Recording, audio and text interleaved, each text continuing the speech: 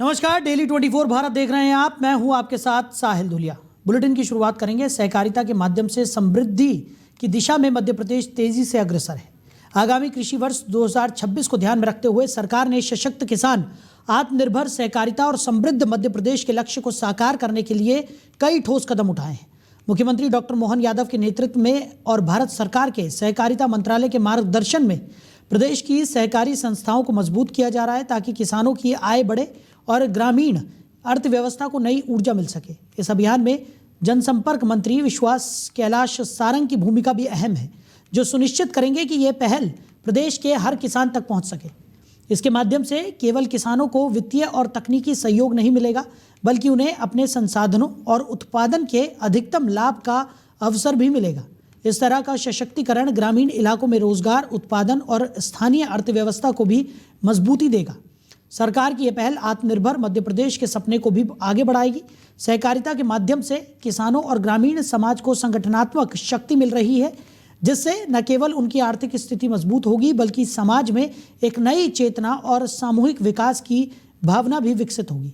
इस प्रयास से प्रदेश में सहकारी आंदोलन को नई पहचान मिलेगी और ये कदम मध्य प्रदेश को किसानों और ग्रामीणों के लिए सशक्त और समृद्ध राज्य बनाने की दिशा में निर्णायक साबित होगा। उधर भोपाल में हाल ही में जेएनयू में छात्रों द्वारा प्रधानमंत्री नरेंद्र मोदी और गृह मंत्री अमित शाह के खिलाफ लगाए गए नारे को लेकर मंत्री विश्वास सारंग ने कड़ा रुख अपनाया। उन्होंने इसे निंदनीय बताते हुए कहा कि ऐसे कार्य देशद्रोह की श्रेणी में आते हैं। मंत्री ने कहा कि प्रधानमंत्री और गृह मंत्री को गाली देना सीधे तौर पर पूरे देश और उसकी जनता को अपमानित करने के बराबर है। विश्वास सारंग ने इस घटनाक्रम को देश को कमजोर करने वाली ताकतों की मानसिकता से जोड़ा।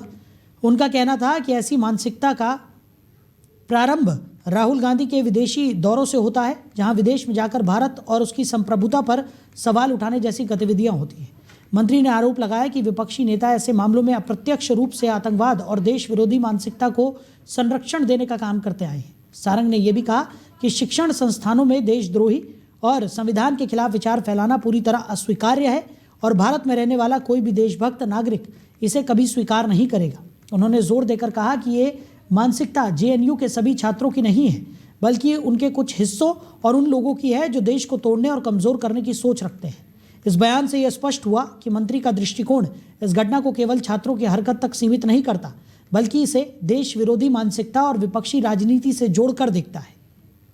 तो जेएनयू में प्रधानमंत्री और गृह मंत्री के खिलाफ जिस तरीके से नारेबाजी हुई, उसके बाद भोपाल में मंत्री विश्वास सारंग ने इस पर तीखी प्रतिक्रिया दी। उन्होंने कहा कि यह देश विरोधी गतिविधि है, ये देश का अपमान है। ये खाली नेताओं का अपमान नहीं, बल्कि देश के खिलाफ की गई साजिश का एक अहम हिस्सा है। उन्होंने साफ तौर पर कहा कि जेएनयू में सभी की मानसिकता इस तरीके की नहीं है, बल्कि कुछ ऐसे हिस्से हैं जिनकी मानसिकता इस तरीके की है और वो देश विरोधी गतिविधियों में संलिप्त होते हैं।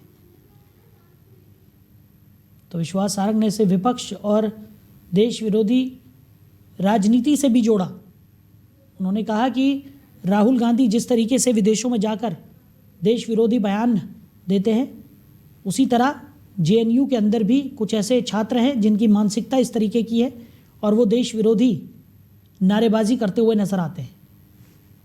तो मंत्री विश्वास सारंग ने इसे विपक्ष और राष्ट्र विरोधी नीति का एक अहम हिस्सा करार दिया। जेएनयू में प्रधानमंत्री नरेंद्र मोदी और गृह मंत्री अमित शाह के खिलाफ जिस तरीके की नारेबाजी हुई, उसके बाद मंत्री विश्वास सारंग का ये बड़ा बयान सामने आया। उन्होंने तीखी प्रतिक्रिया देते हुए कहा कि ये देश विरोधी गतिविधि है, ये सिर्फ नेताओं का अपमान नहीं, बल्कि पूरे देश का अपमान है। उन्होंने कहा कि इस तरीके के नारे देशद्रोह के अंतर्गत आते हैं। सरकार से नारेबाजी हुई है, ये निंदनीय भी है और देशद्रोह भी है। पर मैं कहूंगा कि ये मानसिकता की शुरुआत राहुल गांधी के विदेशी दौरे से होती है। जब राहुल गांधी विदेश में जाते हैं और देश की संवैधानिक व्यवस्थाओं पर, चुनी हुई सरकार पर इल्जाम लगाते हैं, तो ऐसे लोगों को संरक्षण मिलता है।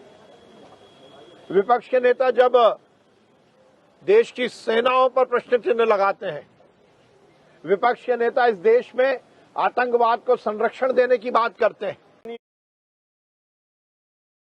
उधर बलरामपुर के राजपुर थाना क्षेत्र के ग्राम लडुआ में एक घटना ने पूरे क्षेत्र में मानवता को शर्मसार कर दिया। खबर है कि कुछ मासूम बच्चों को खेत से मटर तोड़ने के आरोप में पकड़कर उनकी बेरहमी से पिटाई की गई। बच्चों के हाथ पैर बांध दिए गए और उन्हें निर्दयता से पीटा गया। इस अमानवीय कृत्य का वीडियो बनाकर सोशल मीडिया पर वायरल कर दिया गया, जिससे पूरे गांव में भारी आक्रोश फैल गया। पीड़ित बच्चों के पिता ने घटना की शिकायत पुलिस को की, जिसके बाद पुलिस ने मामले की जांच शुरू कर दी है। वीडियो की मदद से आरोपियों की पहचान की जा रही है और स्थानीय प्रशासन ने दोषियों के खिलाफ कड़ी कार्रवाई का आश्वासन दिया है। ये मामला बाल अधिकारों के उल्लंघन का गंभीर उदाहरण है और इससे बच्चों की सुरक्षा और संरक्षण पर सवाल उठ रहे हैं। वहीं भरतपुर में स्कूल की छुट्टी के समय एक नाबालिग छात्रा के साथ मारपीट का मामला सामने आया है, जिसने स्थानीय लोगों में चिंता और आक्रोश दोनों पैदा कर दिया है। आरोप है कि एक महिला ने छात्रा को बहुत ही बेरहमी से पीटा, जिससे उसके चेहरे पर कई जगह नाखून के निशान साफ दिखाई दे रहे हैं। जानकारी के अनुसार महिला का कहना है कि ये घटना इसलिए हुई क्योंकि उसके पति और छात्रा के बीच बातचीत को लेकर विवाद हुआ था। इसी बहाने महिला ने अपना आपा खो दिया और गुस्से में छात्रा पर हाथ उठा दिया। इस दौरान मौके पर मौजूद लोगों ने बार बार बीच बचाव करने की कोशिश की, लेकिन इसके बावजूद महिला लगातार छात्रा को पीटती रही। सूचना मिलने पर जनकपुर पुलिस तुरंत मौके पर पहुंची और आरोपी महिला को हिरासत में लेकर थाने ले गई। हालांकि इस घटना की गंभीरता के बावजूद नाबालिग छात्रा या उसके परिवार की ओर से अब तक कोई लिखित शिकायत दर्ज नहीं कराई गई है। ये मामला बच्चों की सुरक्षा और उनके प्रति हिंसा के बढ़ते खतरे को उजागर करता है और इसे गंभीरता से देखने की जरूरत भी है। वहीं धमतरी पुलिस के लिए राहत की खबर तब सामने आई जब महिला नक्सली भूमिका उर्फ गीता ने पुलिस अधीक्षक सूरज सिंह परिहार के समक्ष आत्मसमर्पण किया। ये महिला नक्सली बीजापुर जिले की रहने वाली है और लंबे समय से माओवादी गतिविधियों में सक्रिय रही हैं। उनके खिलाफ सरकार ने 5 लाख रुपए का इनाम घोषित किया हुआ था। भूमिका का माओवादी संगठन से जुड़ना 2005 से था और इस दौरान उन्होंने कई नक्सली वारदातों में हिस्सा भी लिया। पुलिस अधिकारियों के अनुसार लंबे समय तक माओवादी संगठन में रहने के दौरान भूमिका ने अपने दाम्पत्य और पारिवारिक जीवन से वंचित रहना पड़ा और संगठन के अंदर भेदभावपूर्ण व्यवहार और कठोर अनुशासन ने उन्हें मानसिक रूप से प्रभावित भी किया। संगठन की विचारधारा से निराश और मानसिक रूप से थक जाने के कारण उन्होंने मुख्य धारा में लौटने का निर्णय लिया। धमतरी पुलिस ने कहा कि महिला नक्सली के आत्मसमर्पण से जिले में नक्सल प्रभावित क्षेत्रों में स्थिति में सुधार की उम्मीद बढ़ी है। शासन की आत्मसमर्पण एवं पुनर्वास नीति के तहत भूमिका को 50,000 रुपये प्रोत्साहन राशि दी गई है। पुलिस ने यह भी बताया कि लगातार किए जा रहे ऑपरेशन, सिविक एक्शन और पोस्टर, बैनर या प्रचार प्रसार के माध्यम से नक्सल प्रभावितों में संगठन छोड़ने की चेतना बढ़ रही है, जिसका प्रभाव भूमिका के फैसले में भी देखा गया है। सिविक एक्शन किए जा रहे थे और इसके अलावा ऑपरेशन भी डीआरजी बारंबार निकल रही थी, जिसके फलस्वरूप एक दबाव और प्रोत्साहन का एक मिश्रित वातावरण तैयार हुआ, जिसके क्रम में आज ये 5 लाख की इनामी नक्सली भूमिका उर्फ गीता उर्फ लता उर्फ सोमारी इन्होंने आत्मसमर्पण किया है पुलिस के समक्ष।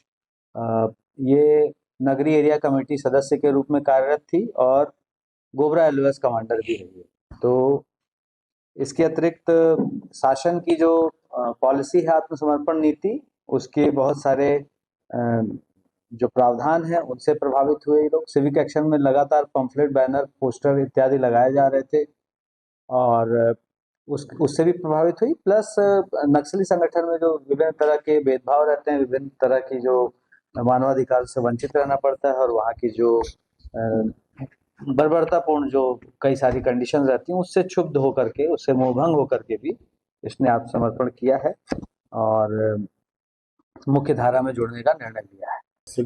उधर पथरिया में प्रधानमंत्री सड़क योजना के तहत सिलतरा भटली मार्ग में बनाई गई सड़क की गुणवत्ता ने स्थानीय ग्रामीणों को गंभीर चिंता में डाल दिया है। मात्र कुछ महीनों में ही सड़क पर उखड़न और गड्ढों की समस्या सामने आ गई है, जिससे सड़क पर वाहन चलाना और पैदल चलना दोनों ही मुश्किल हो गया है। ग्रामीणों का आरोप है कि सड़क निर्माण में ठेकेदार ने घटिया सामग्री का इस्तेमाल किया, जिससे सड़क टिकाऊ नहीं बनी और योजना का उद्देश्य पूरा नहीं हो पाया। स्थानीय लोगों ने बताया कि इस सड़क का कुल निर्माण 3.05 किलोमीटर लंबाई में हुआ था, लेकिन अभी ये पूरी तरह से गड्ढों और असमान सतह वाली सड़क में बदल गई है। ग्रामीणों का कहना है कि सरकार की योजना का मकसद ग्रामीण क्षेत्रों में सुगम और सुरक्षित मार्ग उपलब्ध कराना था, लेकिन ठेकेदार की लापरवाही और लाभकारी रवैये के कारण ये सड़क अब उनके लिए परेशानी का कारण बन गई है। ग्रामीणों ने मामले की गंभीर जांच की मांग की है और ठेकेदार के खिलाफ सख्त कार्रवाई की आवश्यकता जताई है। उन्होंने ये भी साफ किया कि वो अपनी आवाज़ उठाना बंद नहीं करेंगे और जब तक उचित कार्रवाई नहीं होती अपनी मांग को लेकर संघर्ष जारी रखेंगे। इसके साथ ही उन्होंने चेतावनी दी कि सड़क की मरम्मत और गुणवत्तापूर्ण निर्माण सुनिश्चित न होने पर बड़े पैमाने पर आंदोलन करने से भी पीछे नहीं हटेंगे। उसमें प्रधानमंत्री सड़क योजना के तहत पथरिया मुंगेली मुख्य मार्ग से लेकर के सिलतरा अटल चौक भटली पहुंच मार्ग तक लगभग इसकी लंबाई 3-3.5 किलोमीटर के लगभग है। अभी इसको 15 दिन पूर्व 14 से 15 दिन पूर्व इसमें डामरीकरण किया गया, उसमें रिपेयर, तो वो तो उसका दूसरा दिन से उखड़ना चालू हो गया।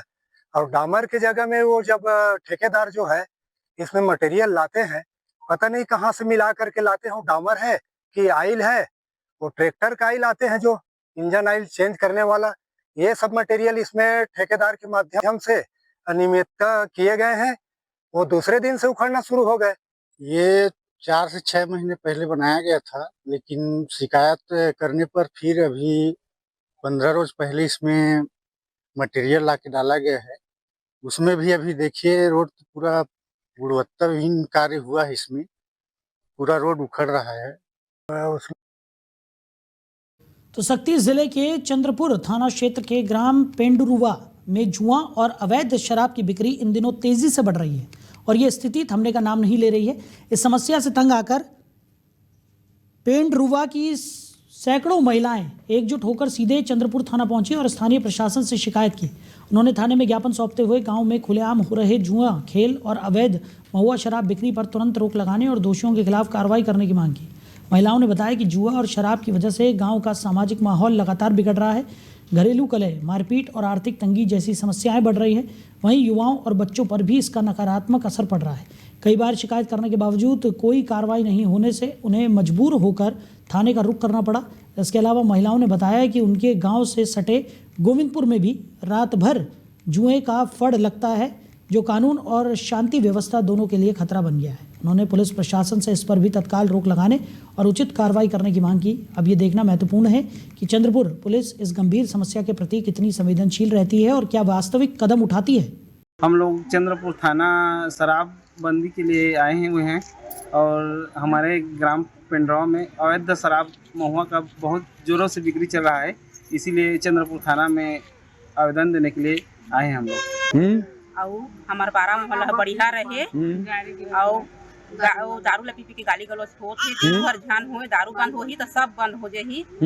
और हमन महिला मन थक गे न सुन के सब चीज ला एकरे पर हमन एकजुट होके आए हम लोग चंद्रपुर।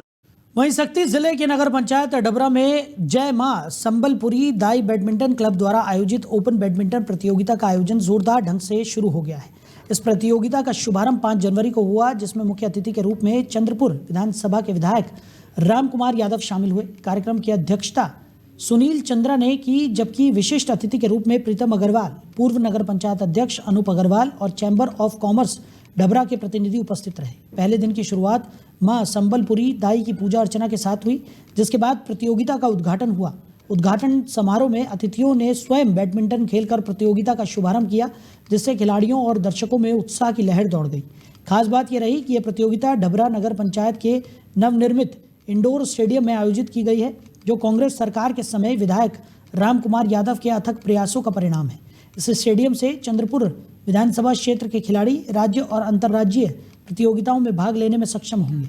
विधायक राम कुमार यादव ने प्रतियोगिता के दौरान खिलाड़ियों के लिए 2.50 लाख रुपए लागत वाले बैडमिंटन कोर्ट प्रदान करने की घोषणा की और इस मौके पर खुशी जाहिर की। उन्होंने कहा कि अब हमारे विधानसभा क्षेत्र के युवा अपनी प्रतिभा को अन्य राज्यों में भी प्रदर्शित कर सकेंगे।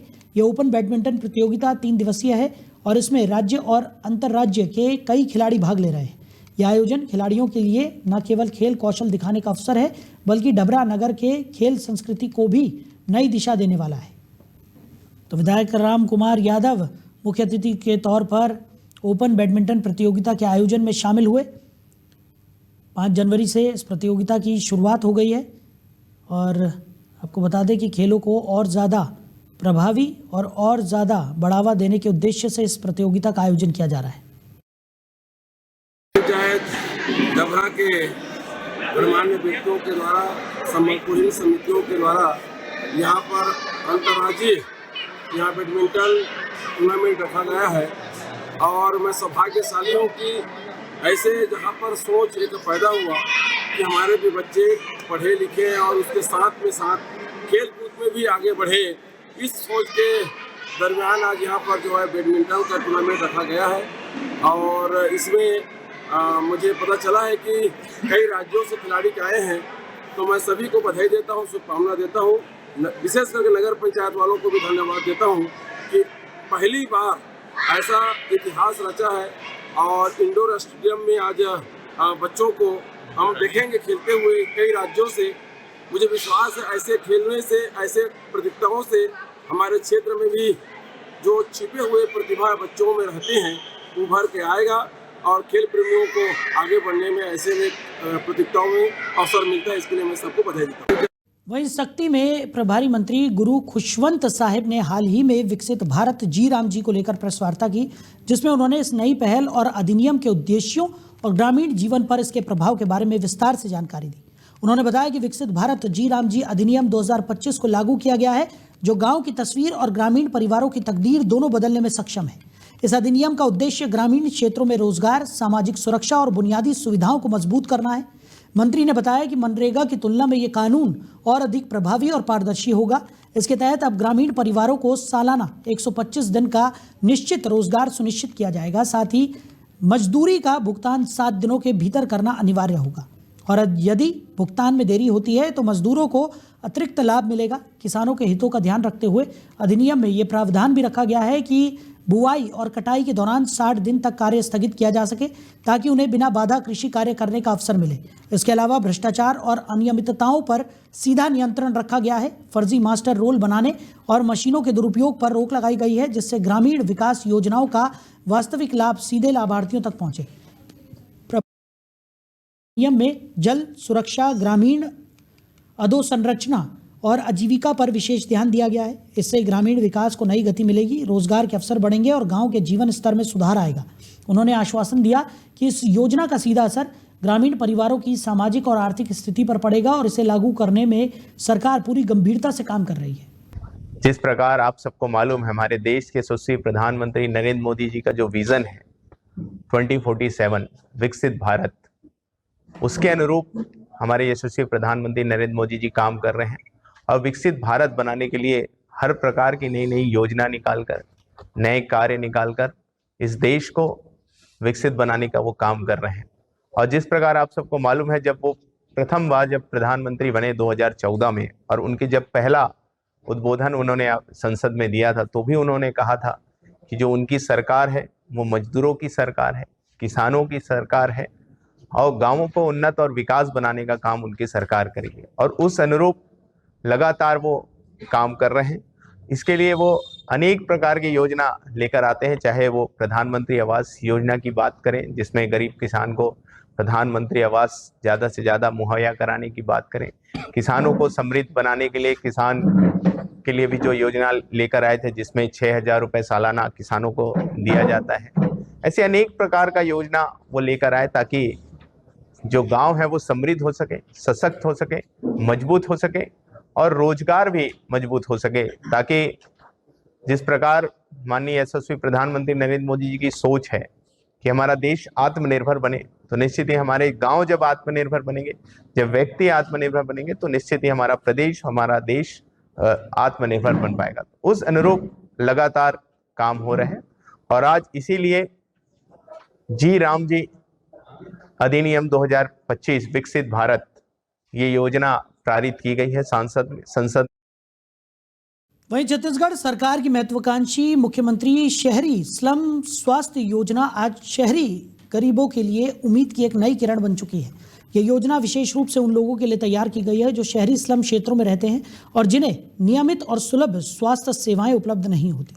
योजना के तहत मोबाइल मेडिकल यूनिट के माध्यम से इन जरूरतमंद लोगों तक मुफ्त स्वास्थ्य जांच, मुफ्त दवा और डॉक्टर की परामर्श सेवा पहुंचाई जाती है। इस योजना के जरिए लोगों में ब्लड प्रेशर, शुगर, अनीमिया जैसी सामान्य लेकिन गंभीर स्वास्थ्य समस्याओं की नियमित जांच और समय पर उपचार संभव हो पा रहा है। इसके परिणाम स्वरूप शहरी गरीबों के स्वास्थ्य में स्पष्ट सुधार देखा जा रहा है और उन्हें बीमारी से बचाव और उपचार के अवसर मिल रहे हैं। योजना के सुचारू संचालन में भव्या हेल्थ सर्विसेज का योगदान काफ़ी महत्वपूर्ण है। ये संस्था प्रशिक्षित मेडिकल स्टाफ के साथ समयबद्ध सेवाएं सुनिश्चित कर रही हैं और योजना को जमीनी स्तर पर प्रभावी ढंग से लागू कर रही हैं। हर मोबाइल मेडिकल यूनिट में डॉक्टर्स, नर्स, फार्मासिस्ट और लैब टेक्नीशियंस की एक पूरी टीम मौजूद रहती है जो सुबह 8 बजे से दोपहर 3 बजे तक लगातार मुफ्त स्वास्थ्य सेवाएं प्रदान करती है।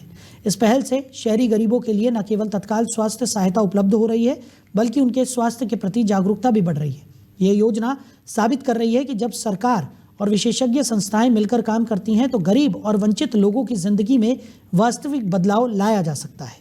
वहीं इंदौर के भागीरथपुरा में दूषित पानी के कारण हुई 17 लोगों की मौत के मामले ने पूरे शहर में नाराजगी और विरोध को जन्म दिया है।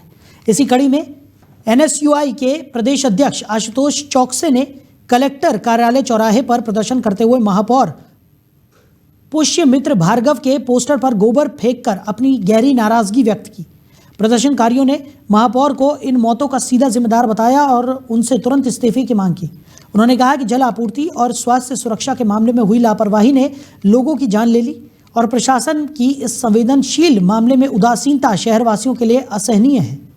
इस प्रदर्शन में दर्जनों लोग शामिल हुए और उन्होंने मृतकों के परिवारों के लिए न्याय और दोषियों के खिलाफ कड़ी कार्रवाई की भी मांग उठाई। इस घटना ने शहर में सार्वजनिक स्वास्थ्य और सरकारी जवाबदेही के मुद्दे को फिर से उजागर कर दिया है और नागरिकों में प्रशासन के प्रति असंतोष को स्पष्ट रूप से दिखा भी दिया है। उधर मंडला जिले के आदिवासी और वनांचल क्षेत्र मवई ब्लॉक के प्राथमिक स्वास्थ्य केंद्र खलौड़ी में प्रधानमंत्री मोतियाबिंद मुक्त अभियान के तहत एक नेत्र प्रशिक्षण शिविर का आयोजन किया गया। इस शिविर में PHC खलौड़ी और उप स्वास्थ्य केंद्र चंदगांव के आसपास के गांव के लोगों की आंखों की मुफ्त जांच की गई ताकि उन्हें समय पर पहचान और इलाज मिल सके। जांच के दौरान मोतियाबिंद से पीड़ित मरीजों की पहचान की गई और उन्हें उपचार के लिए जिला अस्पताल मंडला भेजा गया। इसके साथ ही ग्रामीणों को आंखों की सुरक्षा, स्वच्छता और नियमित देखभाल के महत्व के बारे में भी जानकारी दी गई ताकि वो अपनी दृष्टि को बनाए रखने के लिए सावधान रह सके। शिविर में नेत्र सहायक रुक्मणी सरोते, CHO अश्विनी कापसे सहित स्वास्थ्य विभाग का समस्त स्टाफ उपस्थित रहा। इसके अलावा बड़ी संख्या में स्थानीय ग्रामवासी भी आए जिन्होंने इस अभियान में भाग लेकर अपने और अपने परिवार के स्वास्थ्य के प्रति जागरूकता दिखाई।